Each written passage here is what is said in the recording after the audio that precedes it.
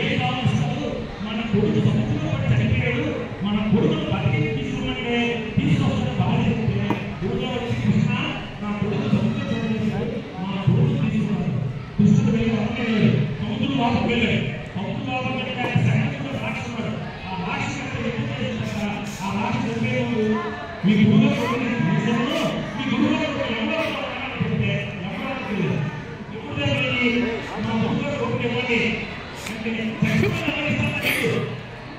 నా మా గురువుగా కొడుకు ఇస్తారంటే వెంటనే ఎప్పుడైతే బ్రహ్మదేవుడు వెళ్ళాడు.